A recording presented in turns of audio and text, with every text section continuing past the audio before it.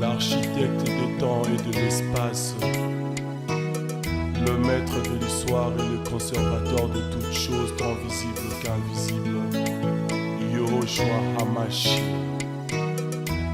Moi, Patrick Mouyaya Katembwe, je jure de servir en toutes circonstances, avec fidélité et loyauté, la République démocratique du Congo, d'aimer et de respecter mes compatriotes, de protéger le bien commun et de promouvoir l'unité et la fraternité nationale.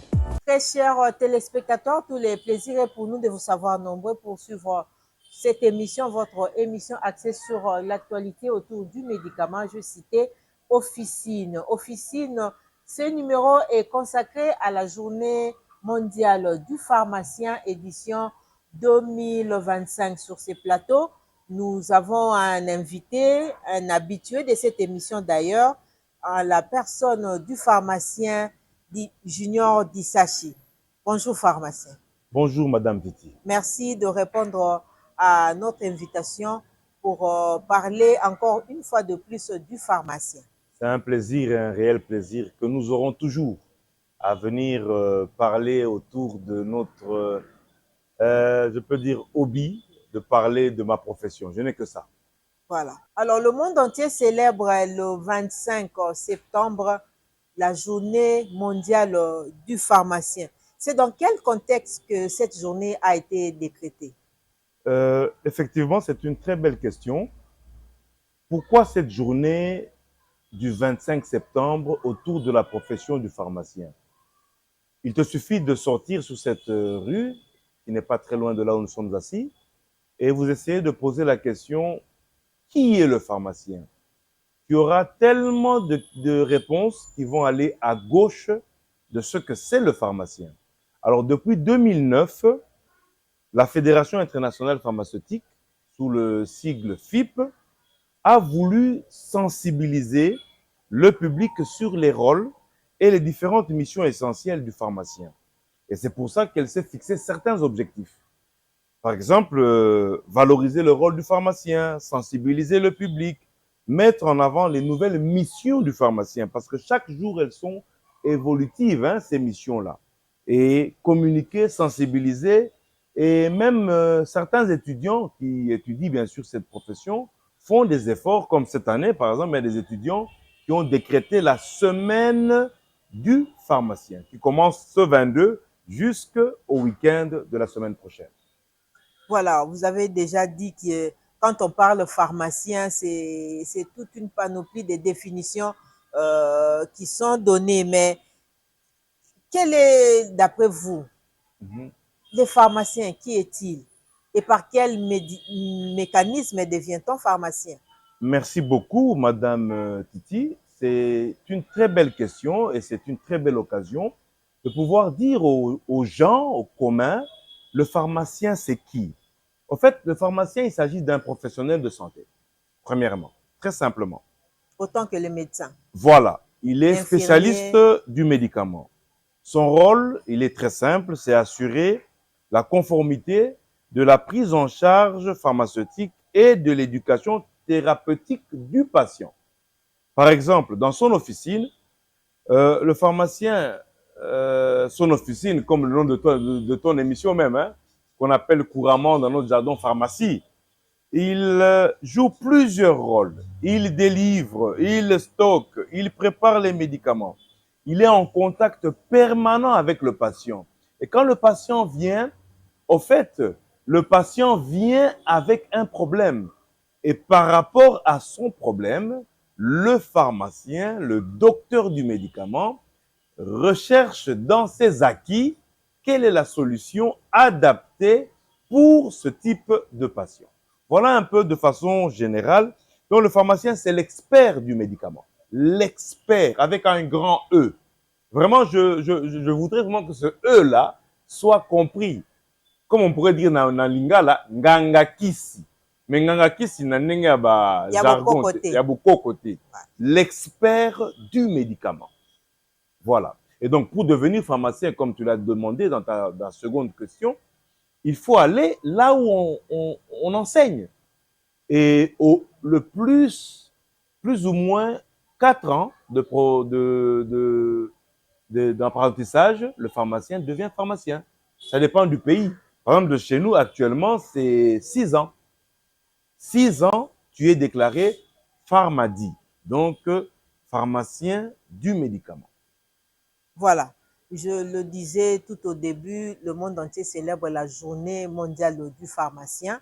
Alors, pour l'édition 2025, le thème, c'est penser santé, penser pharmacien. Qu'est-ce qui justifie le choix d'un tel thème? Est-ce qu'il y a eu un constat alarmant ou réconfortant par rapport à l'exercice du métier de pharmacien dans le monde? Tu l'as dit d'une certaine façon, il fallait juste lire entre les lignes de l'expression de ta question. Penser santé, penser pharmacien. Mais oui, parce qu'on ne peut pas penser santé sans penser du pharmacien. Parce que imagine-toi, dis-moi, est-ce que le médecin peut avoir à exercer sa profession sans médicament? Parce que pour que tel soit guéri, il faut le médicament. L'infirmière, pour qu'elle puisse injecter et guérir, prise en charge parentérale et tout ça, il faut le médicament. Mais qui est le concepteur du médicament? C'est le pharmacien. Donc, en fait, l'expert du médicament, c'est le pharmacien. Voilà pourquoi il a fallu qu'on puisse parler pour montrer que c'est un acteur de proximité, c'est un partenaire vraiment du parcours des soins. Il est celui-là qui donne des conseils personnalisés. Et d'ailleurs, tu verras que la plupart des gens, avant qu'ils aillent chez le médecin, ils vont chez le pharmacien. Et c'est la raison pour laquelle il faut que nos autorités prennent en charge ce problème. Qu'ils se disent que vraiment, il faudrait que l'officine, le nom de ton émission, qui est le nom que moi, vraiment, je chéris, il faut que celui qui soit dans l'officine soit un pharmacien. Celui qui est monté au campus, et sika solonamayele ya kisi eza kobima. Et c'est là où je peux citer mes maîtres, tous sans exception, particulièrement le prof Takaïsi, le prof Liesse, le professeur Messia, qui nous ont fait devenir ce que nous sommes, nous, et tous les autres, bien sûr, sans les oublier. Voilà, c'est un peu comme je dis, le thème est mondial, mais ici, en République démocratique du Congo, quelle est l'image que la population ou les dirigeants ont du pharmacien? C'est une très belle question, Madame Titi. Vous dites, quelle est l'image que les autorités ont du pharmacien? J'ai fait un exercice, je suis beaucoup les informations, hein, et chaque fois que je suis les informations, quelle que soit l'autorité qui parle, tu verras, il parlera du médecin, il parle de l'infirmier, et puis c'est tout. Il est rare que tu entendes qu'on parle du pharmacien. On ne parlera pas du pharmacien, pas parce qu'ils ne le connaissent pas, mais pas parce qu'ils ne connaissent pas le rôle qu'il joue. Alors que c'est le rôle le plus capital. Comme le plus capital, voilà. Et donc, parler du pharmacien, c'est pour ça qu'on veut le faire penser. Et d'ailleurs, si tu regardes actuellement avec le congrès futur de l'ordre des pharmaciens, le 6e congrès, on mettra vraiment le pharmacien au centre. Quand on parle aujourd'hui par les autorités de la couverture santé universelle, on va montrer quelle est la place du pharmacien. Qu'est-ce que le pharmacien apporte concrètement dans ce concept de la couverture santé universelle. Et c'est là où notre ministre de tutelle, son Excellence le ministre Kamba Roger, que je connais très bien parce que c'est le parrain d'un de mes concepts, avec tout le travail qu'il est en train de faire, commence un tout petit peu à beaucoup plus mettre aussi un peu en avant le pharmacien. C'est très important parce que le pays a besoin des pharmaciens. Parce que tant qu'on ne connaît pas qui est le pharmacien, on croit que c'est celui qui est derrière la boutique de la mort. Parce que nous, on dit, là où il y a le pharmacien, ce n'est pas une boutique de la mort, ça c'est la boutique de la vie. Mais là où il n'y a pas le pharmacien, c'est une boutique de la mort. Parce qu'imagine-toi, quelles sont les erreurs qu'on ne fait pas dans ces officines. Qu'est-ce qu'on ne fait pas comme erreur? Combien de gens sont morts à cause d'un mésusage?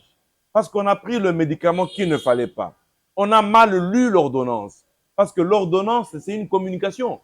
C'est un peu comme une lettre d'un homme qui aime sa femme et qui lui écrit une lettre. Mais actuellement, avec le téléphone, c'est le WhatsApp. Mais aujourd'hui, l'ordonnance, c'est une lettre que le médecin écrit au pharmacien. Et le seul capable de déchiffrer la lettre, c'est le pharmacien. Il n'y a pas quelqu'un d'autre. C'est le pharmacien avec P. C'est pour ça qu'aujourd'hui même, si vous regardez la nouvelle appellation du pharmacien, c'est docteur. C'est-à-dire que docteur, c'est un savant, mais dans un domaine clé du médicament.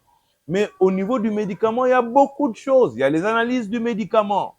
Mais quand tu parles d'analyse du médicament, tu parles de l'analyse physico-chimique, tu parles de l'analyse microbiologique, tu parles de beaucoup de choses. Alors, toutes ces analyses-là, les gens ne le connaissent pas. Pour formuler un médicament, c'est la galénique. Et là, c'est le professeur Mevanga que je cite, à travers les différents maîtres qui malheureusement nous ont quittés. Professeur Tambavemba, professeur Disachi, professeur Ntsakala, qui étaient des savants en matière de médicaments et qui ont laissé des médicaments.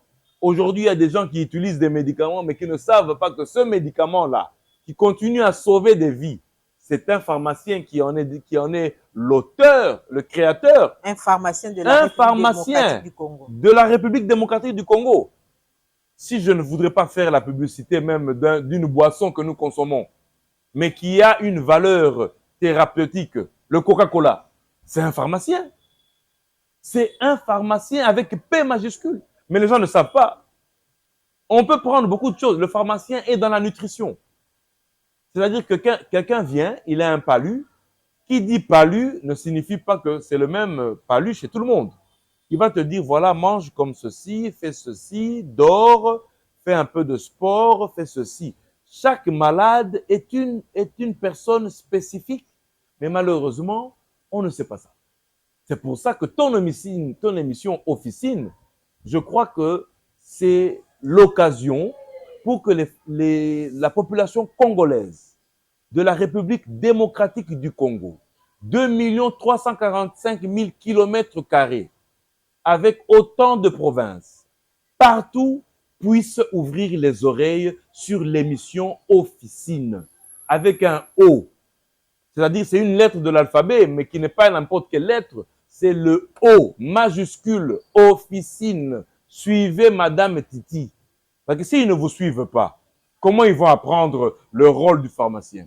Comment ils vont savoir qu'est-ce que le pharmacien peut leur apporter? Parce que tu sais, comme on disait tantôt, avant qu'on aille chez le médecin, le malade va d'abord à l'officine.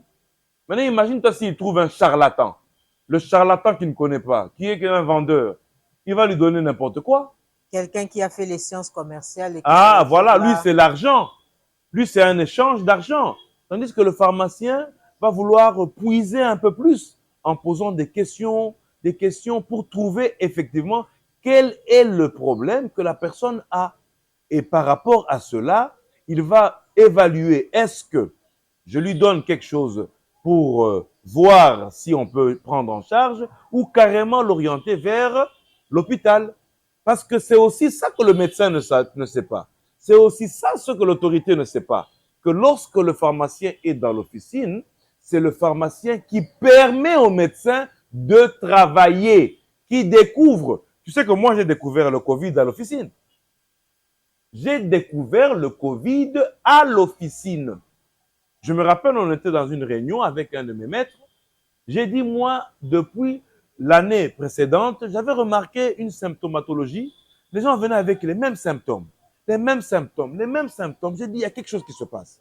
Et l'année qui a commencé, au janvier, Covid. Covid, même le choléra. J'ai découvert ça dans mon officine. Donc, si quelqu'un n'est pas outillé, ça peut passer comme ça. Ça peut passer. Un peu pour dire que vous êtes un peu supplanté par la non-information, si je peux dire comme ça. Les gens ne vous connaissent pas. Ne connaissent pas le rôle du pharmacien. Ce n'est pas qu'ils ne nous connaissent pas. Il y a plusieurs aspects. Vous n'êtes pas valorisé. Non, il y a plusieurs aspects. On est valorisé quand même. On est quand même valorisé. Pour preuve, je suis dans ton officine. Si je n'avais pas de valeur, tu ne m'aurais pas invité. Ce que je peux dire, c'est dans l'angle, il y a plusieurs aspects. N'est-ce pas? Il y a des gens qui font exprès de ne pas nous connaître. Parce qu'ils savent que si on connaît le pharmacien, on risquera de découvrir leurs erreurs. Parce que l'erreur de l'ordonnance du médecin, il n'y a que le pharmacien qui peut la découvrir. Voilà pourquoi c'est le papier que le médecin envoie au pharmacien.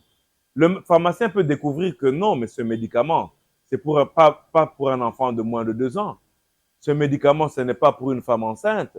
Ce médicament, cette personne est âgée. Est-ce qu'on a fait un examen de son foie? Est-ce qu'on a évalué la fonction rénale de cette personne? C'est tous ces aspects-là que le pharmacien peut demander avant qu'on donne le médicament.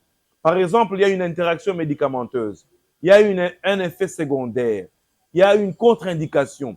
Tous ces aspects-là, il n'y a que le pharmacien, le docteur, l'expert du médicament qui peut le découvrir. Voilà pourquoi aujourd'hui, nous avons choisi comme thème central pour le congrès prochain, et c'est l'occasion pour nous de dire à toutes les personnes qui suivront l'émission Officine, je pense que tu mettras tes contacts, qu'ils puissent te contacter pour dire qu'ils viennent soutenir cette rencontre des pharmaciens au niveau national. C'est-à-dire que les pharmaciens qui sont au Katanga, qui sont au Bas-Congo, les pharmaciens qui sont partout, ils viendront ici à Kinshasa et bientôt on vous donnera le lieu et peut-être même que tu seras invité. Moi, je ferai tout pour que tu sois là. Merci Vraiment, beaucoup. il faut que tu sois là. Mais alors, comme vous venez de dire tout à l'heure là, il y a même ceux qui font exprès Voilà. pour que on ne parle pas du pharmacien. Alors, quel doit être maintenant l'apport de nos compatriotes par rapport à votre profession de pharmacien? Laisse-moi d'abord applaudir pour toi. Merci. C'est un apport que tu fais. C'est très bien. Son Excellence ministre Roger Kamba, que j'ai cité tout à l'heure, et tous ceux-là qui investissent en engageant des pharmaciens, tous ces expatriés, c'est un apport. Mais je pense que ce n'est pas suffisant. Aujourd'hui, nous approchons 100 millions d'habitants. Vous vous imaginez? Or, il faut un pharmacien pour, disons, minimum 10 000 habitants.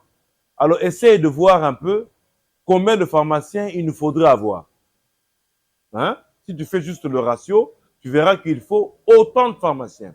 Alors, si vous chérissez ces pharmaciens qui sont déjà là, vous les considérez, vous leur donnez ce qu'il faut, mais ils vont travailler davantage pour que nous puissions, sur place, produire certains médicaments, faire des recherches. Par exemple, aujourd'hui, nous avons le meilleur médicament au monde contre la malaria, qui est fabriqué à Bukavu. C'est le meilleur. Le meilleur alors. La quinine qui est fabriquée à Bukavu, c'est le meilleur médicament pour la malaria. Voilà pourquoi il est protégé. On ne le boit pas n'importe comment. Et s'il faut le boire, il faut que ce soit quelqu'un qui sache comment le prendre. Donc, la population doit faire un effort pour nous approcher. La population doit faire un effort pour connaître davantage le rôle du pharmacien. Mais au-delà de tout ça, il faut que les autorités nous soutiennent. Soutiennent l'ordre des pharmaciens. Soutiennent l'ordre des pharmaciens. Il faut nous soutenir. C'est un peu comme on est comme si orphelin. C'est comme si on n'a personne pour nous soutenir. On travaille seul. On se bat seul. Si ce n'est pas les efforts du président Glory Panzou au niveau national, du président Hervé Kouei au niveau provincial, du président David Kawel au niveau du Haut-Katanga, du président Bruno Tunga au niveau du Bas-Congo, et même nos autres confrères qui sont à l'est du pays, qui font des efforts malgré l'environnement sécuritaire et tout ça, mais ils font tout pour que les gens soient toujours accompagnés par l'expert du médicament. Donc je pense que les autorités doivent faire un effort. doivent faire un effort vraiment pour nous approcher et nous accompagner. On a besoin de ça. Ça, c'est un cri d'alerte que je lance à travers ton émission Officine.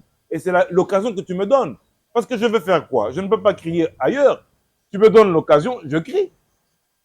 Merci beaucoup de crier. Alors, comme vous avez dit tout à l'heure, si on fait les statistiques, il y a moins de pharmaciens en République démocratique du Congo. Alors, quel est le message que vous pouvez lancer? Parce que les examens d'État ont eu lieu très récemment, les résultats ont été publiés et il y a des réussites. Alors, qu'est-ce que vous avez comme message vis-à-vis de ce nouveau diplômé?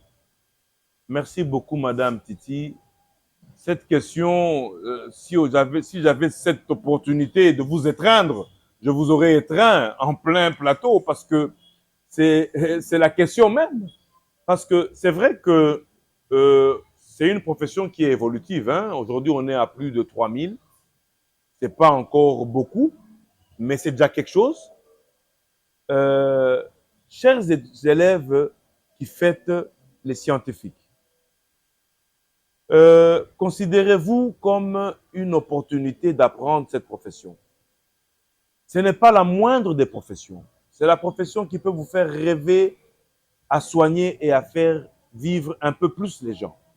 Parce qu'aujourd'hui, imagine-toi, quelqu'un qui peut-être pouvait mourir à 20 ans, mais à cause du médicament du pharmacien, il a 20 ans en plus, 30 ans en plus, 40 ans en plus, 50 ans en plus, et ainsi de suite, à cause du pharmacien. Donc, chers élèves, vous qui présentez l'examen d'État, vous qui venez de présenter l'examen d'État, quand vous montez au campus, la faculté de pharmacie est voisine à la faculté de médecine. Vous allez beaucoup plus en médecine, mais vous oubliez que peu viennent en pharmacie. C'est l'occasion de faire aussi un choix vers la faculté de pharmacie, des sciences pharmaceutiques. Parce que les sciences pharmaceutiques, on peut s'imaginer qu'il n'y a que la fabrication de médicaments, mais il y a beaucoup de choses. Il y a même l'analyse du médicament que je venais de dire tout à l'heure. Il y a la recherche à travers les plantes. Parce qu'à partir des plantes, quelle est la molécule qu'il y a dans la plante qui peut guérir, la caractérisation, l'extraction même de cette plante-là, caractériser. Et là, il y a deux maîtres qui viennent de devenir professeurs, le professeur Kikweta et le professeur Chodi. Ils ont fait un travail extraordinaire qui fait qu'aujourd'hui, ce sont des gens dont le travail est en train d'être exploité. Ce que le professeur Moutoual fait avec ses différents collaborateurs, le professeur Nadège, mais il faut un travail extrêmement louable avec les plantes. Mais est-ce que les gens savent que les pharmaciens aujourd'hui extraient les molécules actives dans les plantes et voient quelles sont ces molécules-là et étudient l'activité, font les différents tests qu'il faut pour savoir quelle est la molécule qui doit soigner telle maladie. Et aujourd'hui, qui ne vous dit pas que le cancer, la solution, c'est dans les plantes. Il y a des médicaments qui viennent des plantes. Il y a des médicaments qui viennent des plantes. Et aujourd'hui, nous sommes en train de rentrer vers les plantes. Madame Titi, nous rentrons vers les plantes. C'est pour ça que moi je dis, les sciences pharmaceutiques, nous, on n'a pas beaucoup d'efforts à faire. Hein. On nous cherchera. Qu'on le veuille ou qu'on ne le veuille pas, on nous cherchera. Et on pensera à vous. On pensera à nous, parce que déjà tu as pensé à nous. Mieux vaut un que rien. Que rien. Voilà. Merci beaucoup, pharmacien Junior Disachi. Merci. Na ndenge uti ko répondre biso na émission oyo bandeko batali boyebi ke émission na biso officine ezalaka na deux parties. Première partie tolobi na français kasi pour plus de compréhension tozoloba ngo pe na lingala. Pharmacien Junior Disachi ozali bon mobengami na biso lelo na émission na biso officine tolobe la journée mondiale du pharmacien. Balobi kanisa bokolongono, kanisa pharmacien. Yebisa biso tango bino moko bokanisi bongo. Pona nini makanisi na bino ekei na ngambo wana to kanisa bino? Maman Titi, olobi malam, parce que olobi makanisi. Nyonso bandaka na maka na likanisi. Soko okanisi, nde okokisi. Soki okanisi te, okokisa te.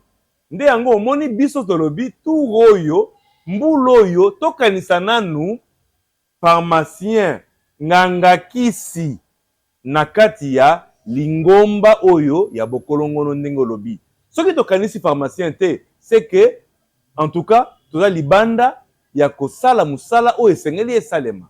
Yango tolobi ane oyo makanisi na biso nyonso. Ozala médecin, ozala infirmier, ozala chirurgien, ozala autorité, ozala yope mutu oyo ozokolanda ngai na kati ya émission officine kanisa pharmacien na kati ya famille wana ya bokolongono. Poso kanisi ete eloko moko ya malamu ekosalema te pona kosoigner batu.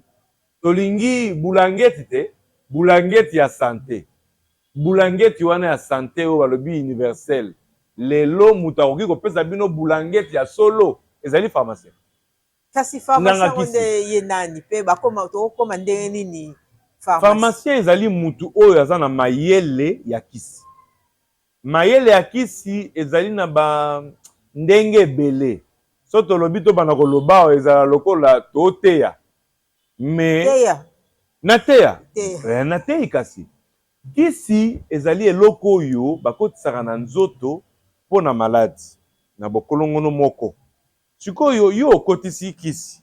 Balobi na yo mela na tongo kaka. Mela kaka na butu. Mutu aza na mayele wana kaka nganga kisi. Poko manganga kisi. Problème eza te kende kaka na pompage ao. Zwa transport koma na IPN. Kende ti na Bel Air. Bel Air okoto bimi na Kindele. Okiti na trafic. Okomi na Université de Kinshasa. Esika recteur professeur Kayembe Jean-Marie azali kokonza ndenge sengili kokonza. Soko lingi okende na Est, okei na UOB, Université officielle de Bukavu. Soko lingi okende na Butembo, okei na Université de Graben. Kuno kokuta ba professeur pe bazali kosala musala ya makasi. Olingi okende na Mbujimai, okuta professeur Patient Chiza. Donc soko lingi okende na Lubumbashi, okuta ba professeur pe bazali kuna. Donc toza au moins na bisika en tout cas ebele esika batu bakoki kokende kozwa mayele balumba solo na mayele ya kisi balumba solo ya mabete solo ya malamu nde yango tozoloba. Kasi ndenge uti koloba na mboka na biso République démocratique du Congo pharmacien penza est-ce que azali na esika ya malonga to pe ezali musala moko oyo batu bayebi penza te? Bon, azana esika ya malonga parce que batu nyonso baoti libanda soki balingi basala bakisi sur place ou be balingi ba mema bakisi euta libanda ekota na kati ya mboka na biso mutu oyo asalaka document po kisi euta libanda ekota pharmacien. Kisi soki elingi elambama awa avant ekende kotambola na banzoto ya bato pharmacien. Mutu akoanalyse kisi alobake kisi oyo eza boye pharmacien. Toza na ACOREP no? ACOREP ezali Agence Congolaise de la représentation pharmaceutique, réglementation pharmaceutique. Ba pharmacien na ba pharmacien de bazakuna. Bango nde bazopesa ba norme ba règle o esengeli batu balanda po pharmacie ezala. Mais ce que teli ba pharmacie lelo balobi na yo zala na climatiseur combien baza nango balobi il faut hauteur tel mabeleti na plafond il faut ezala tel hauteur banani baza nango balobi na yo il faut zala na o balobi bonbon pona koboma soki moto eye banani baza nango balobi il faut zala na autorisation ya ministre ya tutelle autocité mingi na kati ya émission banani baza nango autorisation wana nani aza nango ebele soki tokonte na maboko boye baza mingi te. Donc pharmacien aza na place na ye mais ekoki te, ekoki te, esengeli basala mwa koleka wana. Nde yango omoni le tolobaki na monoko ya falansa mpo nalinga mingi français te, nalinga lingala mingi. D'ailleurs leo ozoyebisanga naloba lingala nayoki na nzoto nyonso enyingani nga, parce que nalobi lingala nde ezali monoko oyo esengeli bato baloba. Faut tozala fier nango lingala.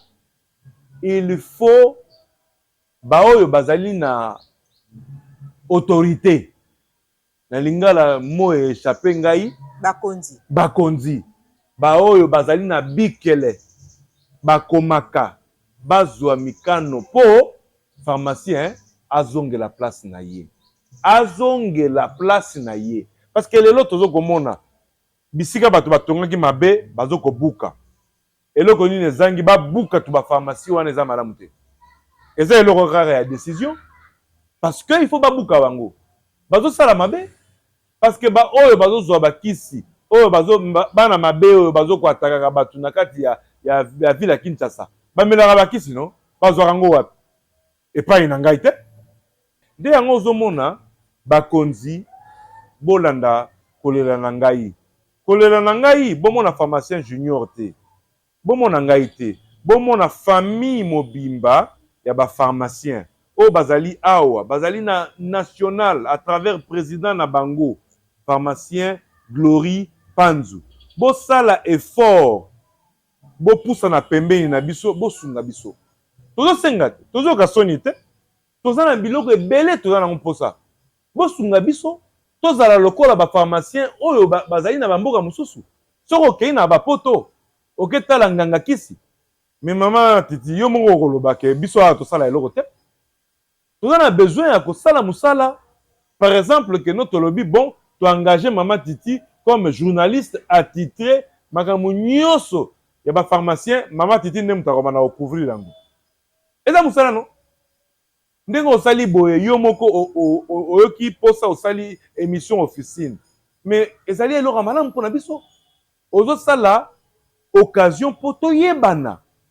Donc il faut bakonzi basala nini baya kopesa yo loboko oyo balobaka loboko, c'est-à-dire que loboko ezangi yo wana bapesi yo yango po omata oyebana osala peke lingala eyebana partout, parce que bakongolais baza partout na monde oyo congolais partout azali.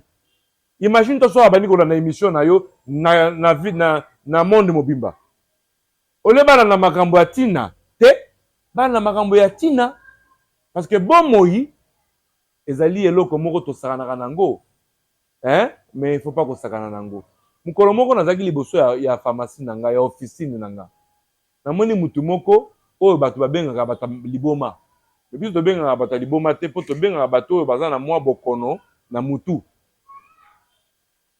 Namoni alingi akatisa atali ngambu na ngambu epi akatisi sikoyo bato bazalaki na nga natuni bango batata boyebisanga azobatela nini, batali nga balobi yo pe dok tozalaka mituna na yo ya pasi, mais azobatela nini oyo azobatela bomoi na ye. Nalobi bwalo soki mutu oyo aza na maladi na mutu azobatela bomoi na ye ebongo biso bato toza nanu na bokolongono ya nzoto tokobatela nzoto te.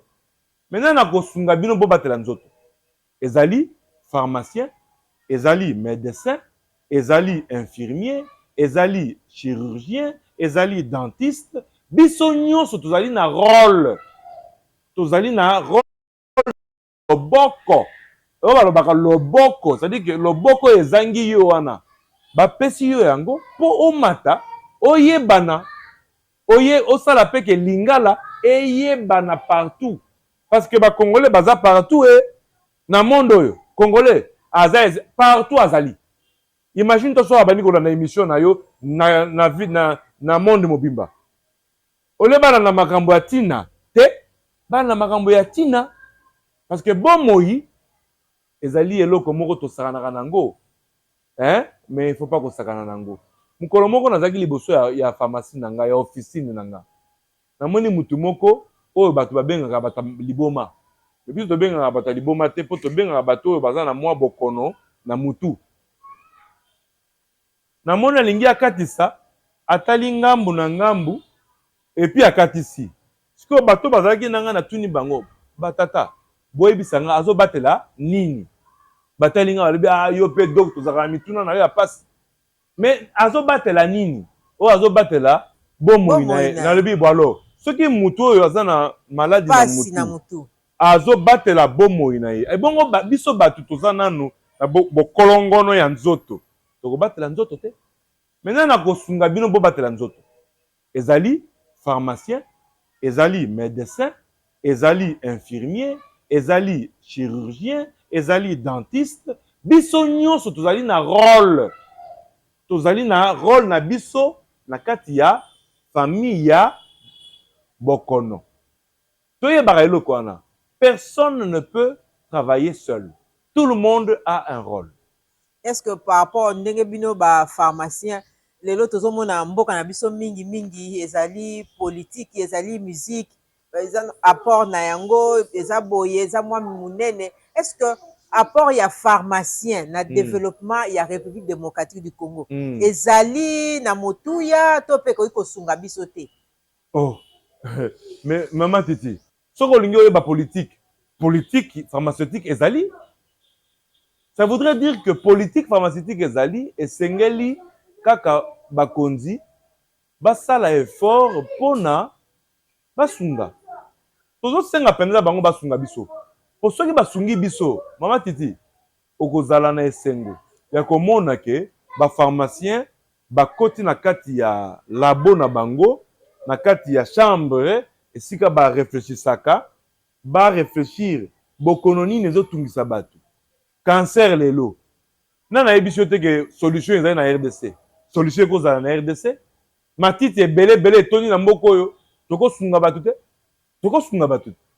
Covid oyo. Bakisi na biso elungwaka awa ekendaka bamboka mosusu. Bakisi oyo ba Congolais basali. De triste mémoire, tokolo ba pharmacien batangu, tokolo ba pharmacien tondele, basalaki bakisi. Mais bakisi wana tilelo, bango baza na se ya mabele. Mais bakisi na bango, ezo continuer ko sunga Congolais. Même ba non Congolais, ezo sunga bango. Mama, mais ya ndenge wana est-ce que esengeli te sungama? Il faut basunga bango. Nde yango to senga bakonzi, basunga biso. Bakonzi basunga bino bongo na ngambo ya population message nyo pesi bango par rapport ya makanisi kanisa bokolongono kanisa pharmacien. Ba population basala effort batu ya mutema malamu bazali na population batu ya mutema malamu bazali oyo amoni penza ke émission oyo toti kosala na mama Fifi mama Titi aosala ba effort ye moko. So omoni ke émission oyo ebeti yo na motema ebeti yo penza donc omoni flèche ebeti na motema na yo yaka talaka na se ya émission oyo numéro benga mama Titi ya kosunga loma mama Titi nalandaki pharmacien junior wana nalingi napesa mwa ndambu na nga po musala wana ekende kaka liboso. Soki pe alingi akei na Facebook akomona musala oto kosala po ngai en dehors ya kozala pharmacien natangi histoire nazo kokoma histoire ya profession nanga. Soki pe batali na sima bakomona ke HPC mais HPC ezali ezali mususu te ezali histoire du pharmacien congolais ezali histoire du pharmacien d'Issachité. C'est-à-dire que nazo beta lisolo ya ba pharmacien ya liboso bao babandaka musala oyo babandaka ndenge nini bapasi nini bazalaki nango ndenge nini basalaki effort po bapasi wana ekita bakende liboso. C'est ça. Donc ba oyo bana mutema malamu bino na kati ya population po ya kosunga biso bato baza ebele mama Titi na zebisa bato ba hésitaka pamba baza na bango na moyen mais peut-être bazo balobalaka bango te. Mais ngai lelo na lobeli bino soki bomoni ke maloba oyo ngai et touché bino numéro ya madame Titi eza nango na se bobengi ye à partir na ye bokozwa oyo nga bobengi nga Et totali ndenge nini tokosunga mboka ya biso. Po mutu mususu akosunga mboka na biso azate. Kaka biso moko. Tolala te, tozo kolala. Toza kolala ya kotelema.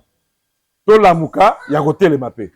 Merci beaucoup. Na koloba tout à l'heure là, ozape kokoma histoire ya pharmacien en République démocratique du Congo. Histoire nde tolobi ezali o elekaki o ezali lelo pe o ekoya. Voilà. Bongo bana oyo bauti kozwa par exemple l'examen d'état. Message nini yo en tant que mokomi ya histoire pharmaceutique ya pharmacien en République démocratique du Congo za nango pona bango. Ba oyo batikelaki biso ebonga na musala oyo ya nganga kisi. Oyo baki bakenda ose ya mabele. Basalaki musala. Biso pe toza na bomoi ya seko nanu te. Tokokendaka. Soki bango baye kokota na musala te. Nana kotikala na musala. Donc esengeli bosala pe effort ndenge bokendaka ebele na kati ya faculté ya médecine bolingaka koyeba mibeko boke na droit boya pe ebele na faculté ya pharmacie pe boya na objectif ya moko ke bo travailler makasi. Mama Titi, est-ce que oyebi ke il y a 2 ou 3 jours nga na moni mwana moko auti côté moko boye aye po aya kotanga kaka awo aya koloka nini pharmacie Nathalie na ebisie nazo rassurer yo na ozalaka disponible pona yo pona sunga yo na encadrer yo na lakisa yo ndenge nini sengeli otanga eloko nini discipline nini sengeli ozala nango pe ba oyo ba consultanga bazwaka kaka po soki nga na zwa ezali pona bayaya na nga pe po bayaya na nga pe pesanga ba conseil et ba conseil wana na tia yango en application lelo na koma pharmacien. Donc bango pende baza wana baza na capacité pe akokuma ba pharmacien et on en a besoin. Toza na bango posa boya kokomisa ba kombo na bino na faculté ya sciences pharmaceutiques.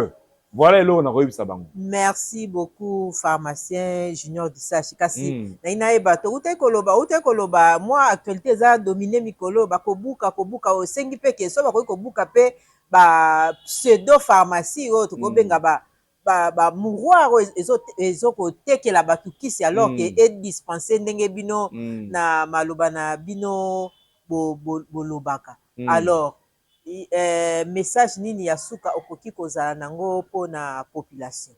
Merci maman Titi. Ngai na ekola kotonga ndako te.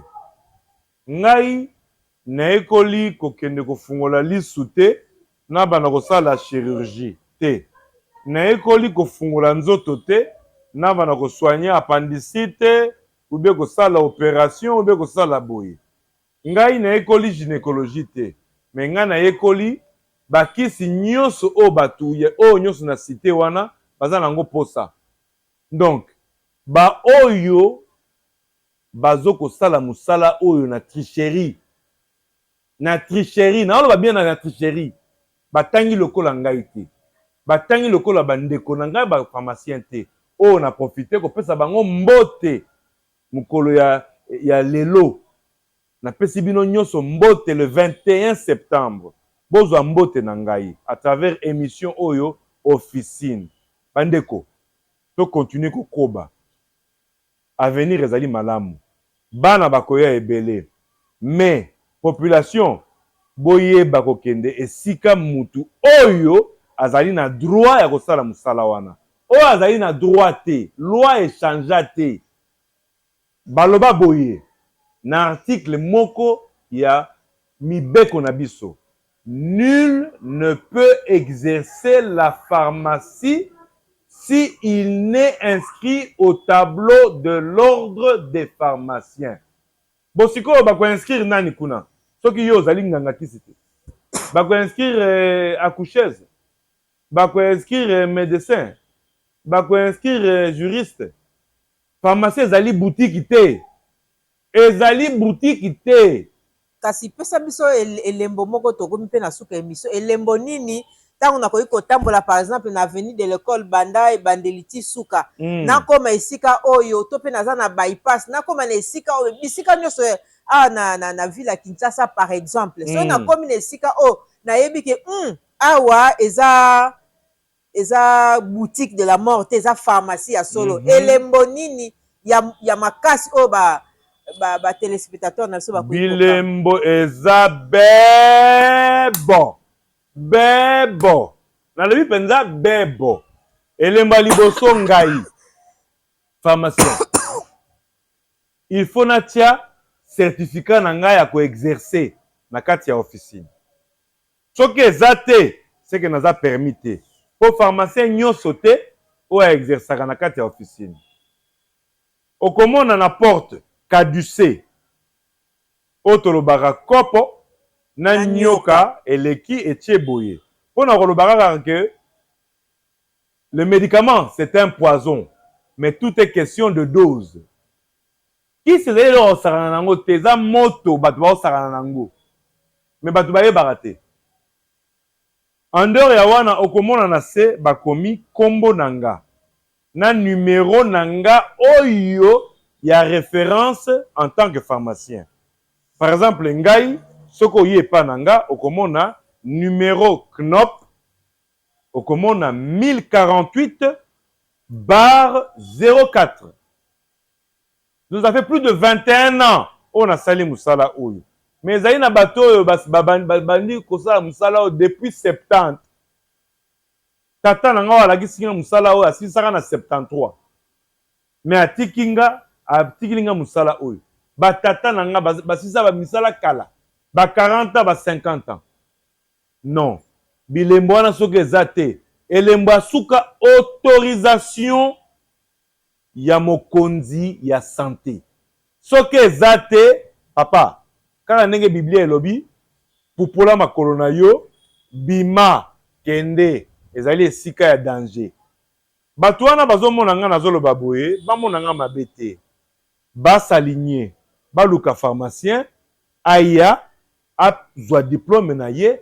atia na kati ya bamaison na bango soki balingi koinvestir eza lokola olingi otonga ndako ya malamu okoluka nani ingénieur non ingénieur architecte mpo ayebi ke il faut atimola ti na dimension boye mpona kosala niveau ya baétage boye akosala bisalasala te sinon mokolo 2 mois après ndako esali nini ekwei alors tosakana na bomoi ya bato te eza boutique te ezali gilette te oyo ozoteka ou bien bic ou bien sardine yo soki okenda kosoma sardine basengi ordonnance mais na pharmacie oyo yanga eza na bakisi soki oye oza na ordonnance te na kopesa yo te parce que kisi tolobi bien ezali poison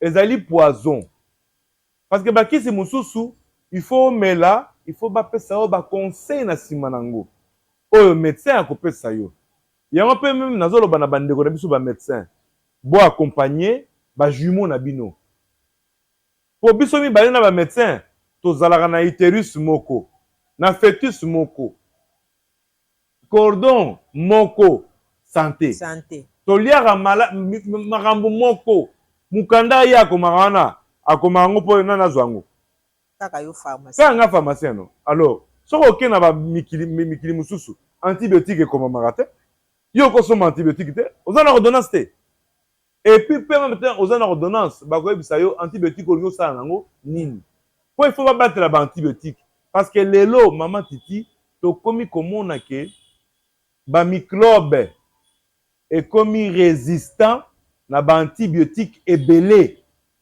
bamicrobe ekomi résistant na baantibiotique ebele nde yango omoni ke na campus basali centre oyo bazobenga CURS-RAM Centre universitaire de la recherche de la résistance aux antimicrobiens à travers professeur Takaïsi na professeur Liese bazo kolandela ndenge nini baantibiotique eza ko se comporter na kati ya population alors so basali boye te mais soki na beteli masolo oyo antibiotique akomi nango lelo mais okoloba mais pharmacien junior c'est que tokokufa kala mingi te antibiotique ezosimba susu te likambo te pharmacien junior namoni prochain numéro ya émission na biso officine tokozwa yo mpe na bandeko bapharmacien mosusu tokolobela oyo etali likambo ya résistance na baantibiotique mpe opesi biso mwa bapiste ebele tokoya mpe kuna na tolanda baprofesseur Takaisi kaka yo baexplike biso makambo misali kaka yo soki kaka yo olobi mokolo olingi koya nayebisi ba maître nanga professeur Takaisi, professeur Onokodi, professeur Liese que mama Titi alingi aya koyoka lisolo ya CUSRAM ndenge nini ba antibiotique ezoko koma résistant. C'est-à-dire que microbe azomona antibiotique le mai. Donc ma microbe bakomi résistant ya blagité. Merci beaucoup. Nalingi koloba te que antibiotique microbe bakomi le M23 te. Mais nako oyebisa yo que microbe bakomi rebelle et c'est dangereux pour nous parce que la plupart des microbes aujourd'hui deviennent résistants. Et les antibiotiques, il n'y en a pas de nouveaux. Et c'est très dangereux pour nous. Voilà pourquoi nous devons lancer cet appel-là. Voilà pourquoi bandeko émission na biso ezalaki kanisa bokolongono kanisa pe pharmacien. Boyoki wana moi apesi moi tobengaka moi ba biloko ya mike ça veut dire ba information autour ya kisi ezali ebele yango wana na kati émission na biso tango nyonso toko banda ko luka ba pharmacien pona tolobela oyo etali likambo ya kisi na mboka na biso République démocratique du Congo bozaki ebele ya kolanda émission na biso oyo ezalaki lelo consacré na journée mondiale ya pharmacien édition 2025. Alors na sima ya caméra tosungamaki bongo na Gaël Mbemba pe topesi merci mingi na espace oyo eyambaki biso tozali bongo na Wala House numéro 129 avenue de l'école commune ya Ngaliema nde tokutani sima mikolo na ba numéro mususu ya émission na biso officine. Merci beaucoup. Bosana te ko s'abonner na chaîne na biso YouTube et puis ba numéro ezali wana bo benga biso pour un complément d'information par rapport à l'émission Nabiso. Merci beaucoup. L'architecte des temps et de l'espace, le maître de l'histoire et le conservateur de toutes choses tant visibles qu'invisibles, Yahushua Hamashiach.